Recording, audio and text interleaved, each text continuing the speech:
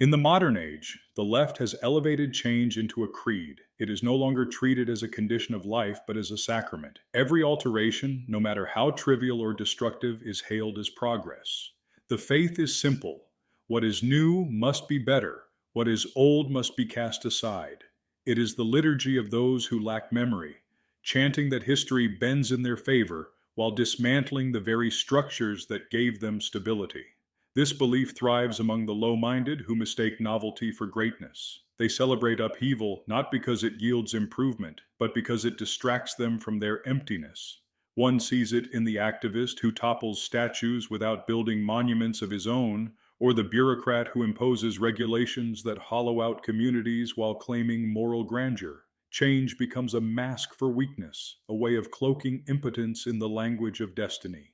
Yet, beneath the slogans, this cult of change reveals its true purpose, the laundering of destruction. A tradition is attacked, and the attackers cry progress. A community is broken, and they call it reform. The rhetoric provides cover for behaviors that would otherwise be seen as vandalism. The irony is stark. A civilization that once measured greatness by its ability to endure now measures it by its ability to discard. By treating change as an end in itself, the left has confused decay with progress. It is a faith that consumes its followers along with its enemies. If the left clings to change as a false idol, the right has settled for an empty rebellion.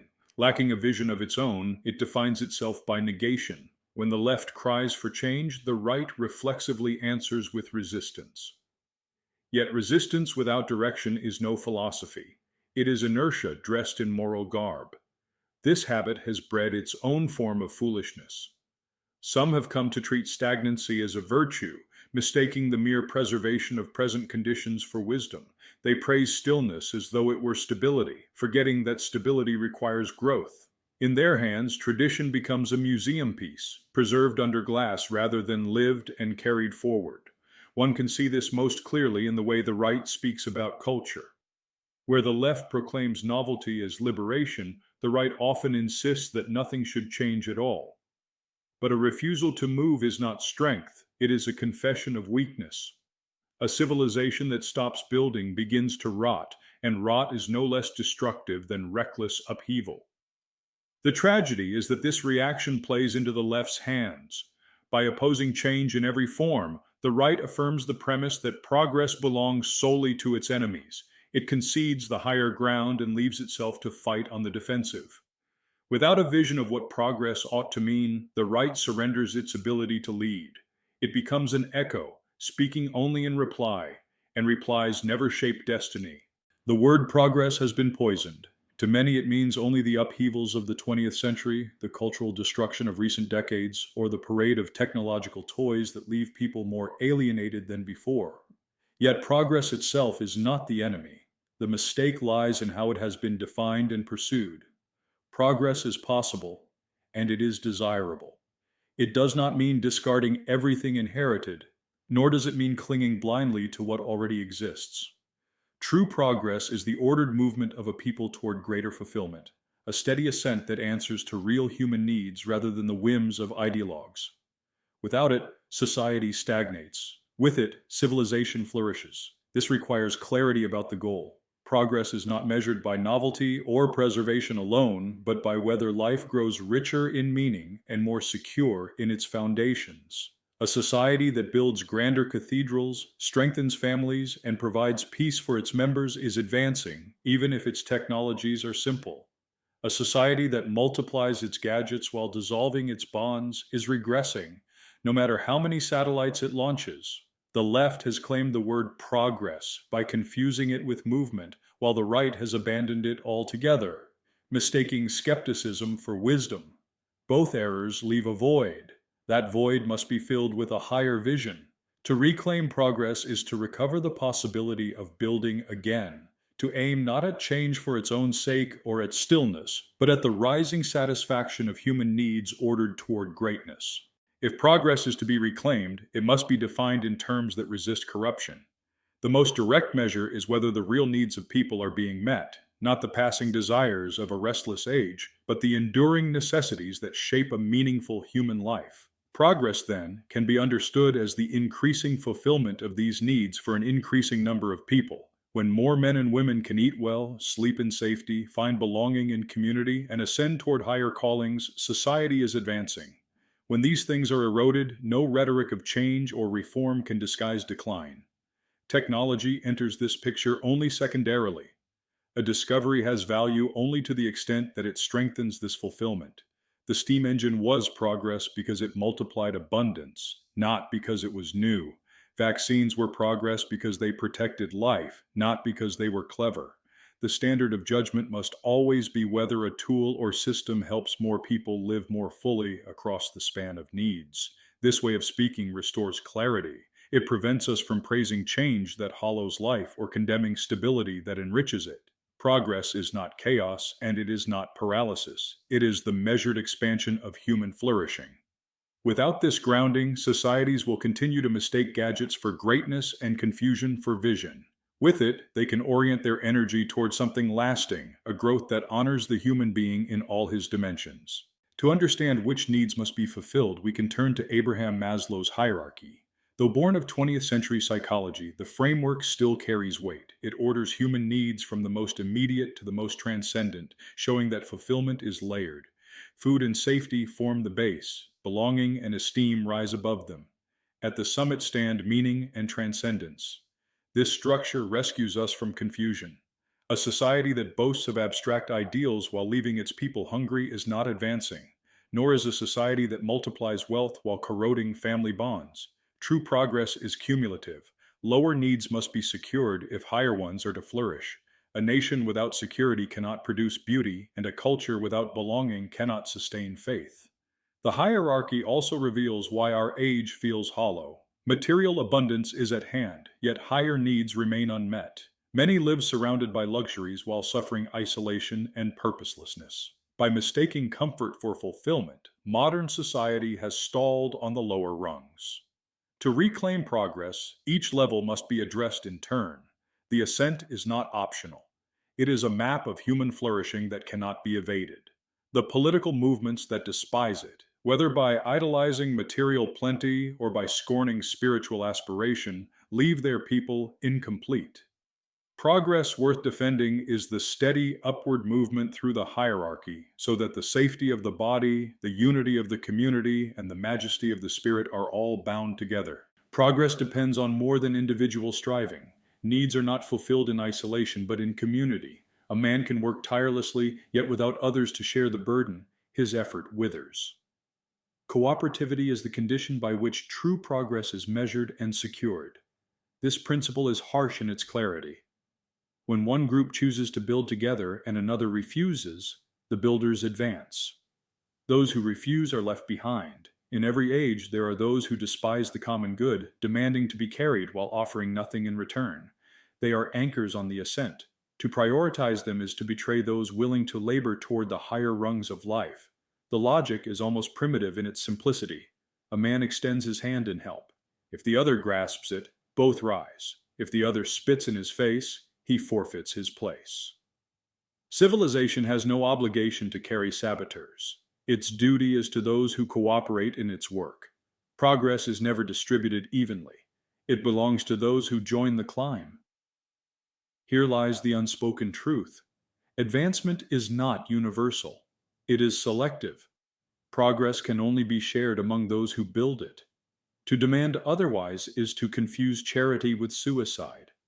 The future belongs to the communities that can trust one another enough to work together. Without this foundation, Maslow's ladder becomes unreachable. With it, the climb becomes possible, and human life takes on its upward shape. Technology has long been mistaken for progress itself. The invention dazzles, the machine hums, and the crowd cheers as though the future had been secured. Yet the reality is simpler. Technology has no inherent worth apart from the needs it helps fulfill. It is a servant, not a master. A new tool should be judged by its fruits. The printing press was progress because it spread knowledge. Antibiotics were progress because they preserved life. But what of the technologies that fragment families, addict the mind, and weaken the body? They are clever but hollow, marvels that corrode rather than enrich. To call them progress is to betray the very word.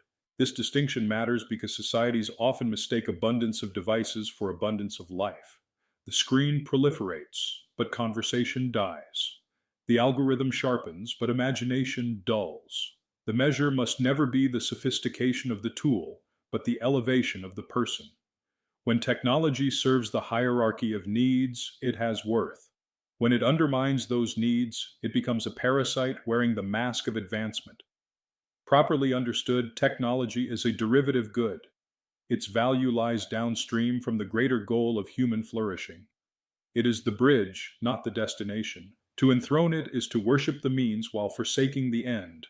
The future cannot be built on gadgets alone. It must be built on people, whose needs are fulfilled more completely because the tools they wield have been kept in their rightful place. Change is inevitable, but it is not inherently good. To treat it as sacred is to mistake turbulence for growth. Civilizations rise and fall, customs shift, and technologies emerge, but none of this guarantees advancement. Change is a current that must be steered, not a tide to be worshipped. When directed toward fulfillment of needs, change is a blessing. The abolition of famine, the broadening of literacy, the cultivation of beauty in new forms. These are changes that elevate life. But change without order unravels rather than builds. The fall of Rome was also change. So was the disintegration of countless tribes and kingdoms that embraced novelty at the cost of continuity. Our age has erred in confusing movement with improvement, a society that leaps from one experiment to the next, guided by impulse rather than purpose, burns itself out. The noise of constant upheaval conceals the hollowness beneath. Real progress requires the discipline to sift. Change must be tested against the hierarchy of needs. Does it bring greater security, belonging, and meaning? If not, it deserves rejection, no matter how fashionable or inevitable it seems. Seen rightly, change is subordinate. It is the raw material of history, given form only by vision. Without direction, it dissolves foundations. With direction, it strengthens them. The task of a serious civilization is not to resist change entirely, nor to embrace it indiscriminately, but to harness it as a servant of ordered progress. Anything less is drift toward decay. If progress is measured by fulfilled needs, the immediate task is clear. Before talk of transcendence or beauty, a people must secure the foundations of life. Safety and belonging form the bedrock of Maslow's ladder, and without them, nothing higher can stand. The near horizon of progress is therefore community and security. A community provides the bonds that answer the hunger for belonging. When neighbors know one another, when families remain intact, when trust is strong enough that doors need not be locked, life is richer.